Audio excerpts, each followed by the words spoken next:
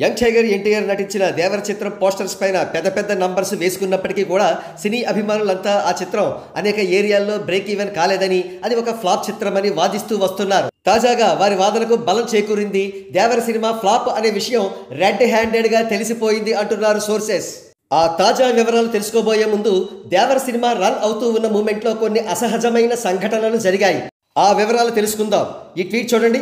Devara Telugu states theatrical rights holder Vamshi garu gave a big party in Dubai to his entire distribution team who involved for Devara movie. All distributors attended the party and shared their success stories. All distributors and exhibitors are in profit zone. Party జరుపుకుంటే హైదరాబాద్లోనో ముంబైలోనో జరుపుకోవాలి కానీ దుబాయ్కి తీసుకువెళ్ళి మరీ ఎందుకు party ఇచ్చారు ప్రొడ్యూసర్ నాగవంశీ గారు? ఇది ఆలోచించిన తర్వాత సినీ అభిమానులకు ఎక్కడో తేడా కొట్టింది.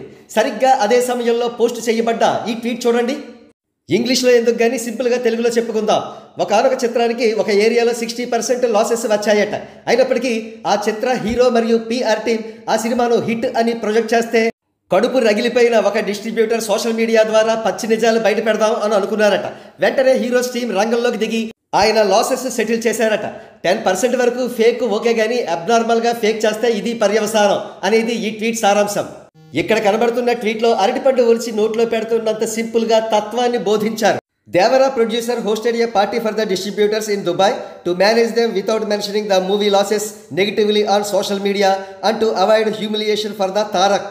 సినిమా లాసెస్ గురించి సోషల్ మీడియా ద్వారా ఏ డిస్ట్రిబ్యూటర్ కూడా నోరెత్తకుండా, అదేవిధంగా ఎన్టీఆర్ గారికి అవమానం జరగకుండా దేవర ప్రొడ్యూసర్ గారు డిస్ట్రిబ్యూటర్స్ అందరినీ దుబాయ్ తీసుకువెళ్లి మరీ పార్టీ ఇచ్చారు అనేది ఈ ట్వీట్ సారాంశం.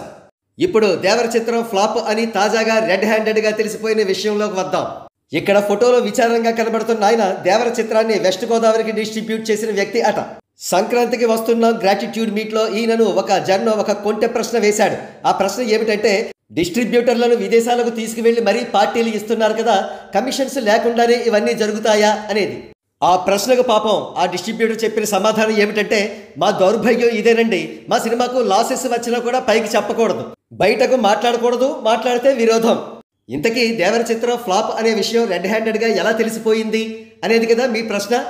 ఎందుకంటే ఫారిన్కి డిస్ట్రిబ్యూటర్స్ని తీసుకువెళ్ళి పార్టీ ఇచ్చిన నిర్మాత దేవర చిత్ర నిర్మాత మాత్రమే. మరి ఏ ఇతర చిత్ర నిర్మాత కూడా ఇటీవల కాలంలో ఎప్పుడు కూడా ఈ విధమైన పార్టీ చేయలేదు.